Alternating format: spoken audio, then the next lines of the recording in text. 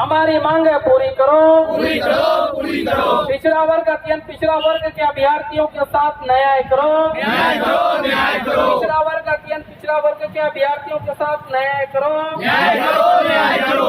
नया एनसीएल को एक्सेप्ट करो या 2014 वाले की बेस पर इंतजाम करो, इंतजाम करो, इंतजाम करो। नया एनसीएल एक्सेप्ट करो, स्वीकार करो, स्वीकार करो।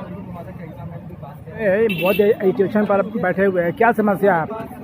हमारा इस समस्या यह है कि बिहार कर्मचारी चयन आयोग के हम लोग चयनित अभ्यर्थी हैं और चयनित अभ्यर्थी हैं किस चीज़ के? उर्दू ट्रांसलेटर के? हाँ, उर्दू ट्रांसलेटर के, अच्छा, सहायक उर्दू अनुवादक के जो है सफल अभ्यर्थी हैं जी। और हम लोग जब काउंसलिंग में गए तो हम लोगों को कहा गया कि आप क्रीमिलियर रहित प्रमाण पत्र यानी एनसीएल और जो आर्थिक रूप से जो कमजोर लोग हैं उनको कहा गया कि आप ईडब्ल्यूएस प्रमाण पत्र ये आप 2019 में बड़ी मेहनत से हम लोगों की मांग यह है कि नवंबर में हम लोग को फॉर्म फिलअप का वक्त दिया गया था और उसमें कहा गया था ईडब्ल्यूएस वाले की जो ईडब्ल्यूएस कोटे से जो लोग आते हैं उनके लिए विज्ञापन में किसी तरह का कोई कैद या शर्त लिखा हुआ नहीं है और जो पिछड़ा वर्ग अत्यंत पिछड़ा वर्ग के जो अभ्यर्थी हैं उसके लिए कहा गया था कि आपको काउंसिलिंग के वक्त में क्रीमिलियर रहित प्रमाण पत्र आपको देना होगा विज्ञापन प्रकाशन के 1 वर्ष के अंदर का। जब हम काउंसिलिंग में गए तो हमको कह रहा है कि आवेदन जब आप किए थे उससे पहले का चाहिए। नाम क्या हुआ आपका? आवेदन से पहले और विज्ञापन से पहले हमको कोई इल्हाम या कोई आसमानी खबर तो नहीं थी कि विज्ञापन बिहार सरकार निकालेगी और हमको एनसीएल बना करके रखना पड़ेगा। नहीं, एनसीएल के बारे में हम लोग को उतनी जानकारी है। एनसीएल क्या है कि आप अगर 8 लाख से पिछड़ा वर्ग अत्यंत पिछड़ा वर्ग से आते हैं, 8 लाख से ज्यादा अगर आपका इनकम है तो आप पिछड़ा वर्ग का लाभ नहीं ले सकते। ठीक है, एनसीएल का मीनिंग यही होता है। पिछड़ा वर्ग से आते थे, अभी भी हम पिछड़ा वर्ग, हमारा कास्ट थोड़ा चेंज हो गया है तो हम लोग के पास कहा जा रहा है कि नहीं आप उस वक्त का लाइए। हम लोग कह रहे हैं कि आप मेरा करंट स्टेटस देख करके कि अभी हमारी इनकम कितनी है उस हिसाब से हमको कोटी का लाभ दीजिए और हमको नौकरी ज्वाइनिंग लेटर दीजिए।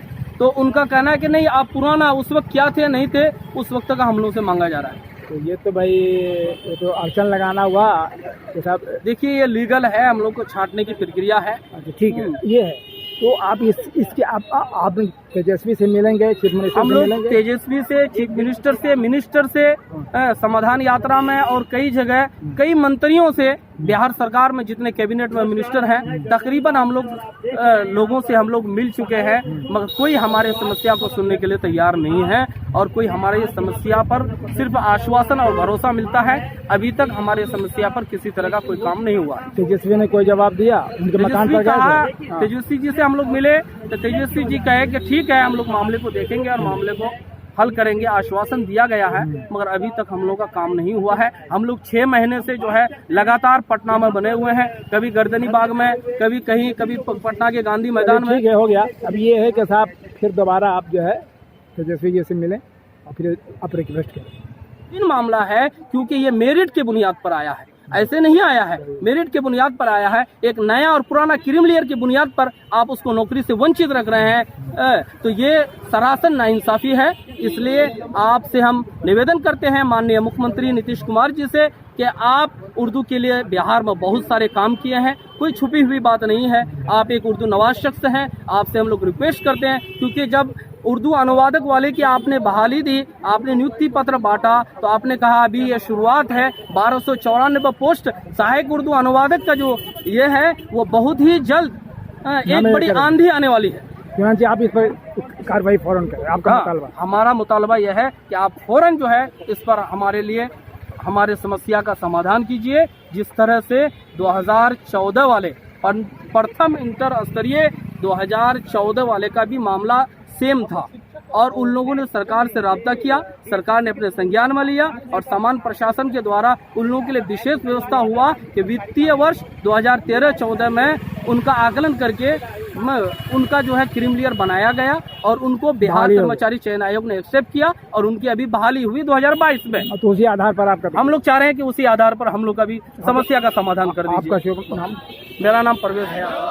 पिछड़ा वर्ग अत्यंत पिछड़ा वर्ग के अभ्यर्थियों के साथ न्याय करो, न्याय करो, न्याय करो। नया एनसीएल को एक्सेप्ट करो या या 2014 वाले की बेस पर इंतजाम करो। इंतजाम करो, इंतजाम करो। नया एनसीएल एक्सेप्ट करो। स्वीकार करो, स्वीकार करो। पूरी करो। सहायक उर्दू अनुवादक संघ जिंदाबाद। सहायक उर्दू अनुवादक संघ